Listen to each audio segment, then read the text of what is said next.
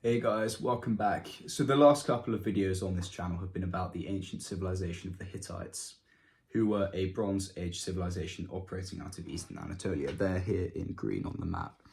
But I thought rather than just make a video about the Hittites themselves, it would be more fitting and interesting to cover the entirety of the eastern Mediterranean region, given that the events occurring in this time period are so interconnected between all of the different regional players that you can see here on the map. So let's start by just assessing the world pre-Bronze Age collapse, right? Much like today, the Bronze Age was a really interconnected period, almost like the globalized world of today. Trade routes were actually the lifeline of many an empire and kingdom, and the movement of food, materials, accessories was actually the heartbeat of many of these civilizations. We see large empires like the Hittites, who I pointed out already in green, the Egyptian kingdom here, the Kassite Babylonian Empire, the Middle Assyrian Empire, and the Mycenaean cultural region.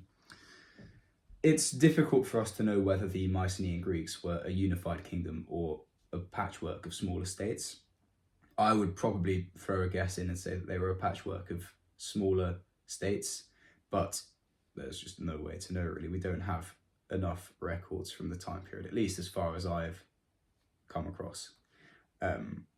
So I have covered this before, but obviously the ways in which these societies operated is vastly different to today. I mean, they would probably have been incredibly authoritarian societies. In fact, we know that they were very authoritarian, given that the aristocratic classes that ran these societies would have a military monopoly on chariots. And chariots were a really interesting piece of military technology because there was no kind of counterweight to the power of the chariot on the battlefield at this point in time, or that anyone in this area would have possessed. Essentially, a chariot could plow down an army of infantry like nothing. It was really, really powerful. And it meant that the average people who lived in all of these kingdoms and empires basically couldn't stand up to their ruling classes. And therefore, they were authoritarian states. We actually find early examples of propaganda, more specifically political propaganda from this time period. And some of these states you might even consider to have slightly totalitarian traits. So some of the oldest examples of political propaganda could be found within kingdoms like Babylon or Assyria. Assyria was probably the kingdom with the most totalitarian traits at the time, and this was probably a contributor to their relative success compared to other kingdoms and empires at the time, especially post-Bronze Age collapse. It's also important to note that the king or emperor would often have a personal role in leading religious aspects of society, and in many cases, the king or the emperor was treated as a god king. And this is a very important fact to keep in mind for later. And it intertwines really heavily with the Bronze Age collapse itself. So speaking of the actual Bronze Age collapse, I reckon it's about time we got onto that because we've done quite a lot of the context surrounding all of these different kingdoms. And we can now understand all of the events that are about to unfold. The Bronze Age collapse wasn't caused by just one thing, but by a confluence of trends and events that happened to occur at the same time. So nowadays, scholars tend to give the reasons as being geographical, societal, economic, and even military.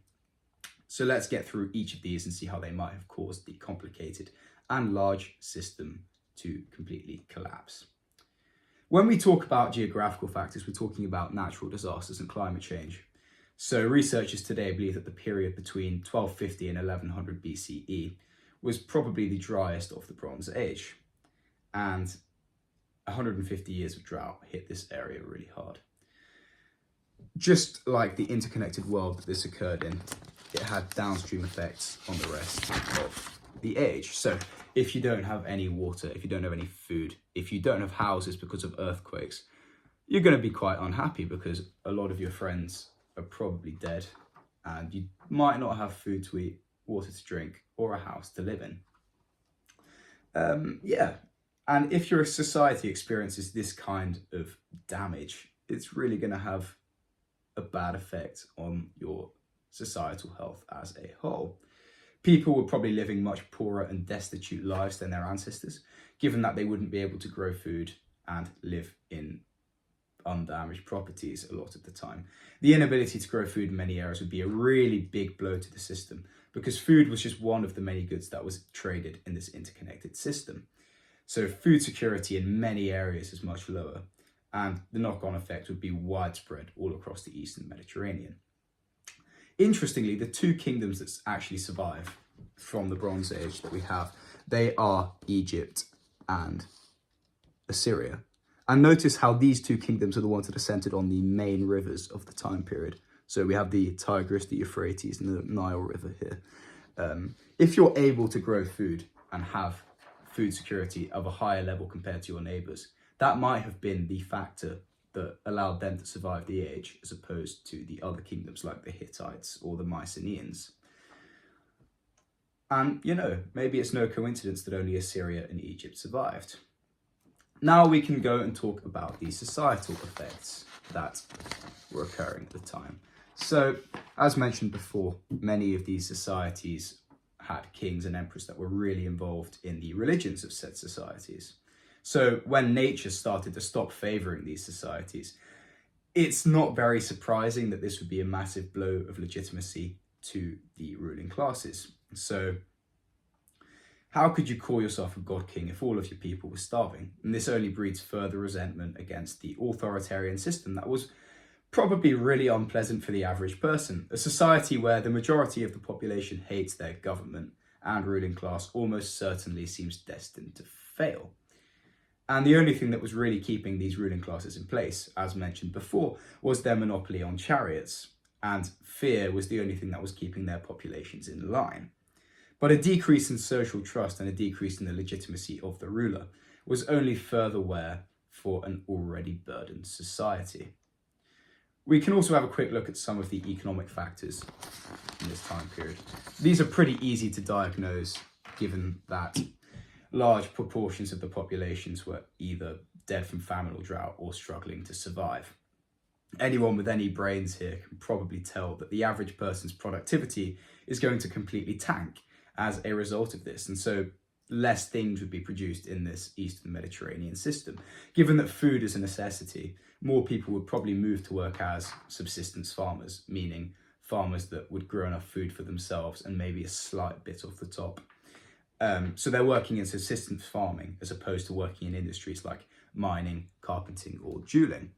And as a result of this, there's much less economic diversification in these different kingdoms. And that causes a decrease in goods that could be traded.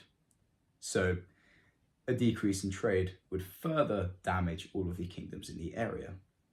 And so we see another reason why, yes, trade began to break down and there was so much resource strain at this point in time. For many kingdoms, this was absolutely disastrous because these kingdoms rely on imports of tin and copper, especially, to make bronze weapons.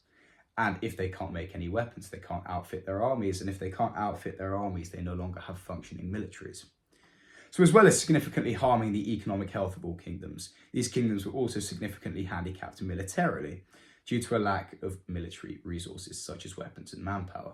And that's where we come to the last of our major reasons for why the Bronze Age collapse actually occurred. And that is the Sea Peoples. I like to think of the Sea Peoples as the axe that finally brought down the rotting tree. Nowadays, we don't think that these invaders were actually a unified people. I think that they were almost certainly groups of different migratory tribes that happened to move into the region at roughly similar periods.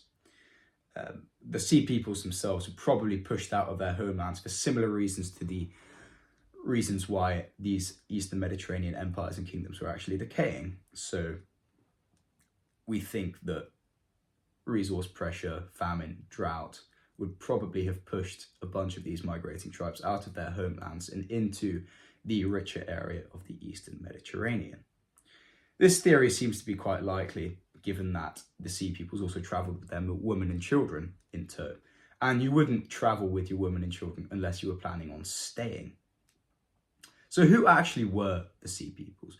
Well, the tribes that we know of seem to have originated from places like Sicily, Sardinia, and even Western Anatolia, actually.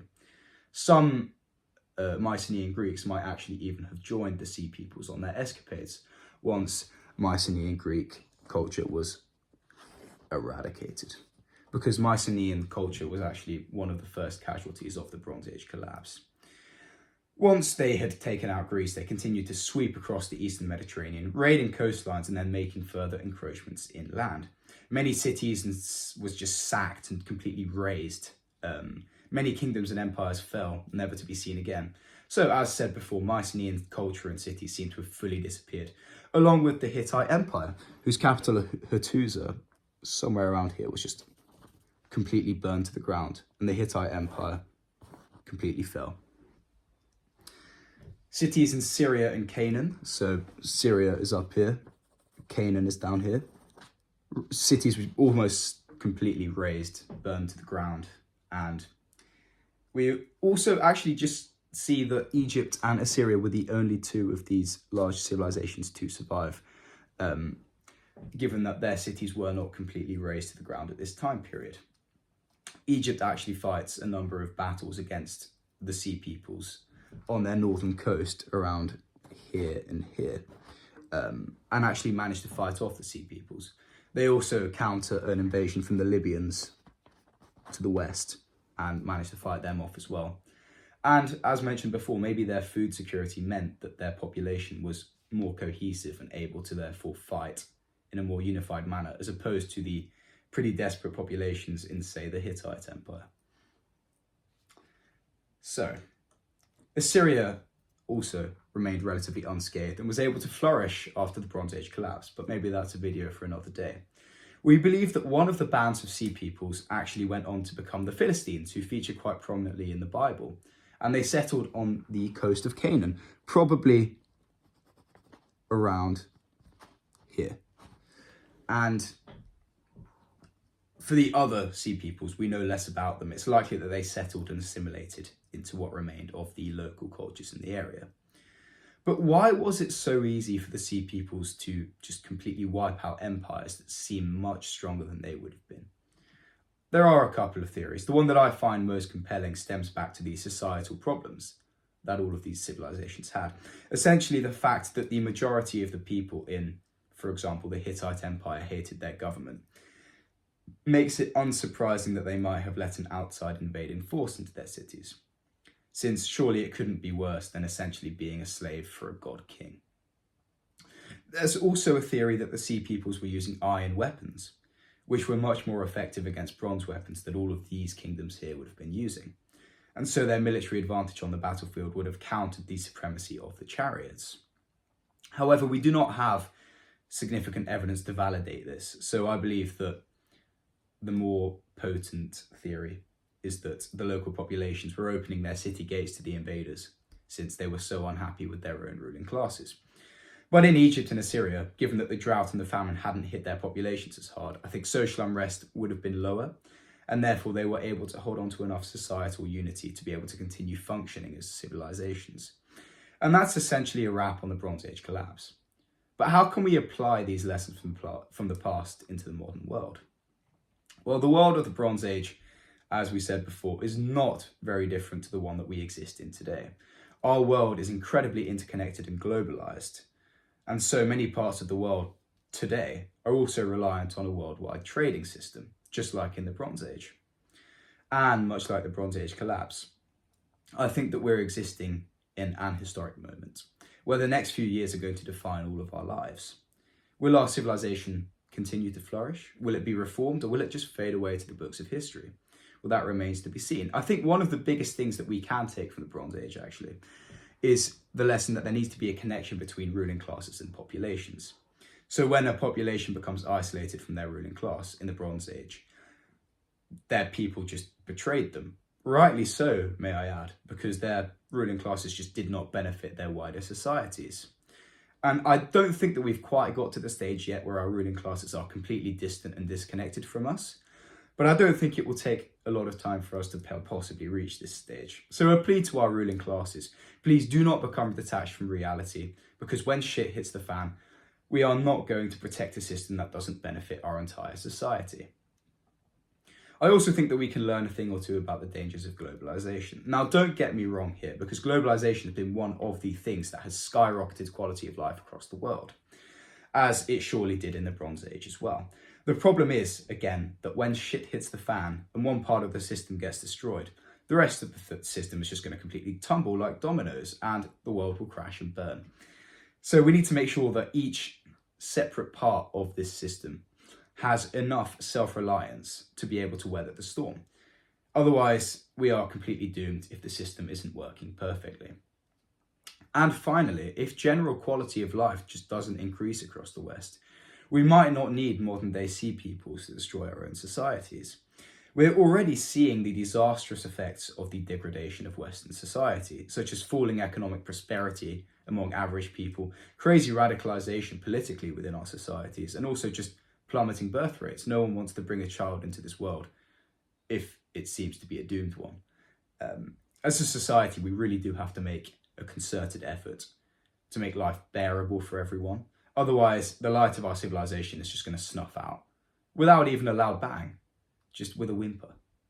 If you enjoyed this video and this new style, please drop this a like, subscribe to stay up to date with content, and remember, if we learn from the past, we're much more likely to avoid the mistakes of the past, and therefore our futures can be better than they ever have been before.